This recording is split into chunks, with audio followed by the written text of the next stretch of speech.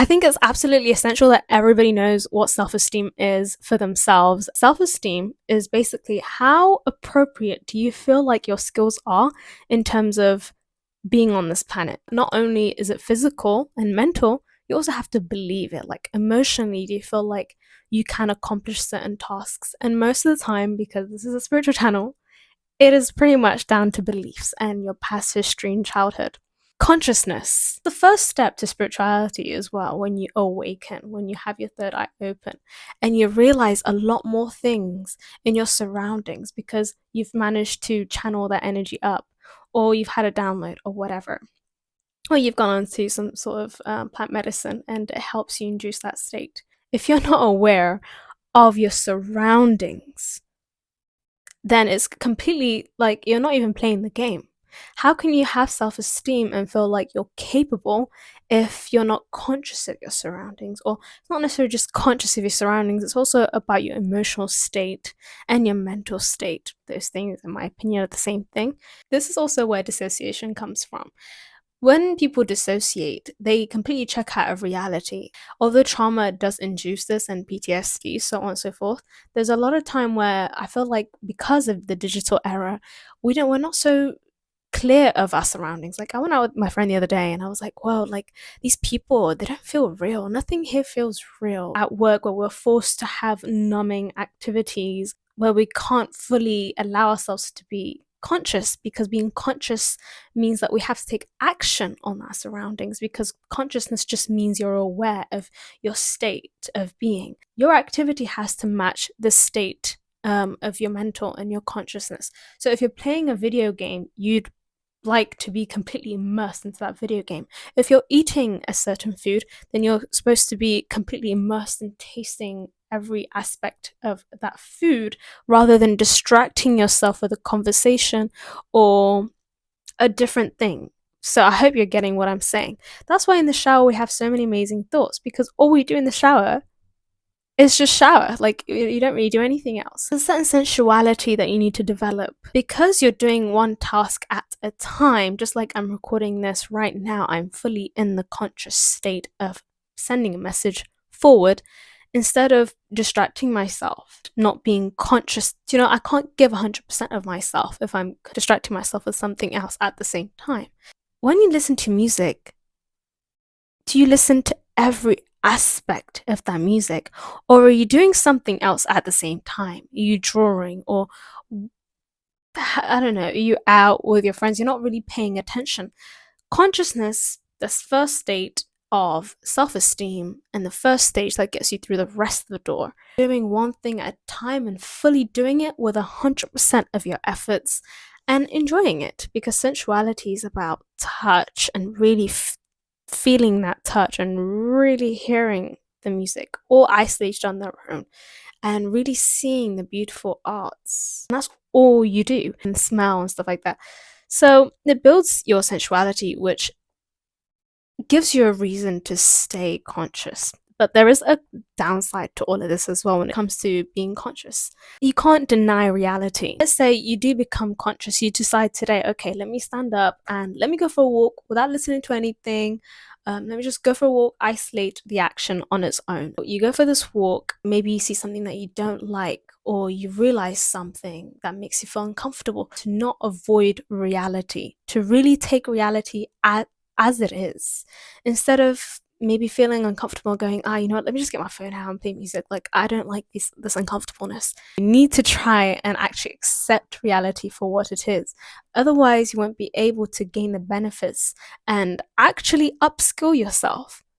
Because if you're continuously denying reality and continuously having distractions around you, you will not be able to upskill your esteem. Like I said, esteem is all about how one feels competence wise to this earth and how physically capable you are as well. It sounds really easy, but in practice, out of all the self-esteem pillars, this is the hardest one that I just did not like. I honestly haven't kept it up really much, but I remember when I first read the book, I kept it up pretty well, and I'm not lying to you, I was able to read books in like seconds, because all I would do, not seconds, all I would, like, I literally go to the bookstore, open a book, because I was being pretty like self-aware of my actions, and just really doing one task at a time. I would flip through the book. There was silence. I didn't have to meditate. There was just silence there, because all the thoughts that I could possibly have already been come up to me, because I've only been doing one task at a time. You'd be surprised how much space you have in your mind. So I'd be able to read books really fast, and I would be able to write a lot faster. I got better grades. And it's like all of this just from doing one task at a time. And I felt more confident within myself. This is not an action based self esteem ritual. It is more genuinely just doing one thing at a time and being in the reality that we are trying to master. Because if you're not in it, then you can't win it. But back to how this might be a challenging thing if you're in a workforce where you don't necessarily agree with the work environment. This is where I really felt the challenge. In your consciously, you will notice your values and your beliefs. They will just automatically come up.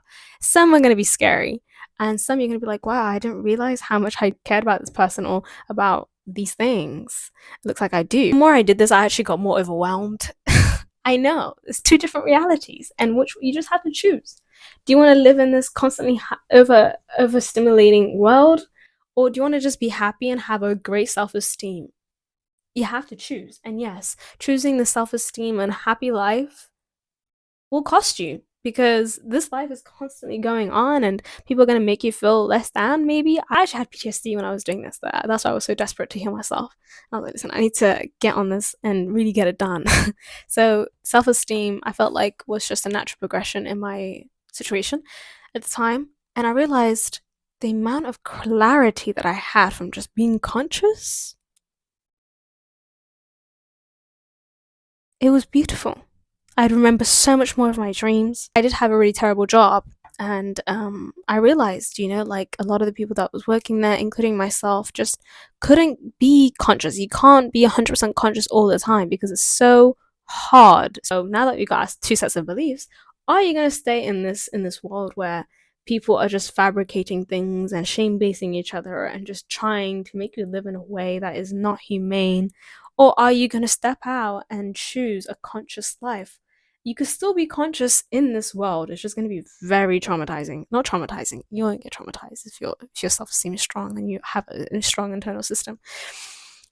But it will be challenging because you'll see it all. You see how things don't align with you. Hit your intuition more and more and more.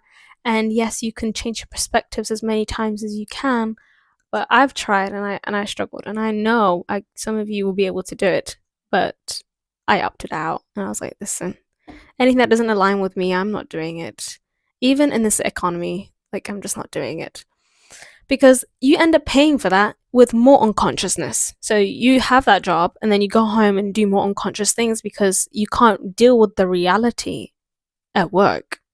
So when you go home, you want more unconsciousness things going on, and then you get into more unconscious things, and then you're in this cycle repeating things at default from trauma.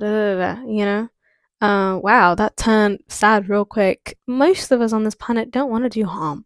Most of us don't want to live unconsciously. Most of us want to live consciously and want to be happy and want to have that self-esteem. But this world has made it super difficult, especially in the West.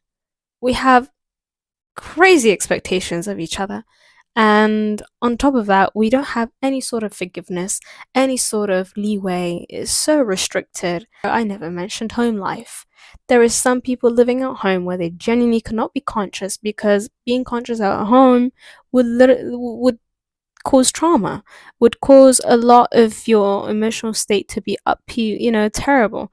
And you'll have dissociation where you forget things for a long time. Years will go by and you're not really sure what's going on because you're just repeating cycles. You have too many barriers. Do you know what I mean? Like, no wonder why most of us don't have a high self-esteem. No wonder. There's too many barriers keeping us in a situation where we can't even really fully be in our reality.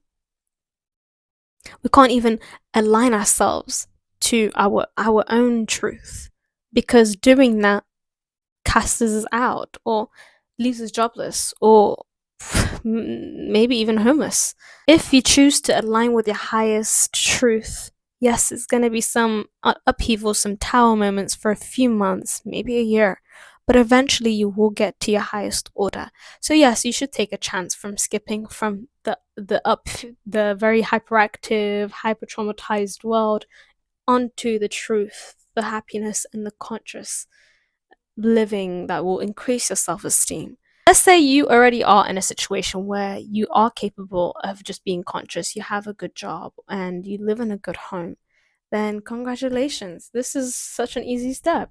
Honestly, that's kind of how I started. Like I had to choose leaving a job, not knowing where my next rent money was going to come from, and leave people.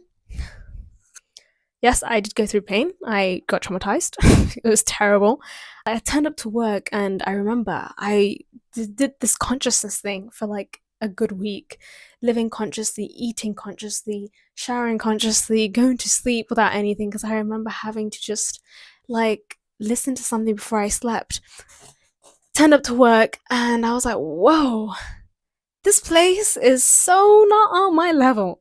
Not like that I'm better or anything, but it was just the way that it was being run didn't allow me to fully be myself. But that was the issue. And because I realized that I couldn't really fully show my capacity and show my strengths in this role, rather that they were more focused on my negatives, I would have to spend the rest of the week, so I only work twice a week. The rest of the week literally like coming back down from this damage that the 2 days of week did. Working on the self-esteem thing is difficult. I tried to make this practical. But genuinely just you can start this today. You can start this right now. When you get off this video. Or you can watch another video. But when you watch the other video, give it 100%. You can even do it with me right now. Act like you're with me right now. We're having this conversation right now. And I'm going to ask you, what are you going to do consciously for the next 2 weeks? If not 2 weeks, maybe next 7 days. Just today. What are you going to do consciously? If you don't know, you could go for a walk and do absolutely nothing but just enjoy the walk. You could make a meal and just enjoy the meal and make the meal with nothing on the background or anything. The only focus you have is that. Not only does this actually help your self-esteem, it will also help your maybe phone addiction and stuff like that. No overlapping of activities. Try and match your consciousness to one state of activity and you'll realize how capable you are. No matter how traumatic and chaotic with all the wars that's going on, you right now are living and you can see, if you can see me. That's enough. There's some beautiful things on this planet that you can see or hear. Yeah. I love you and thank you so much for all the new subscribers. It is an honor. I would love to expand on anything that everybody wants to know, and I shall see you next week.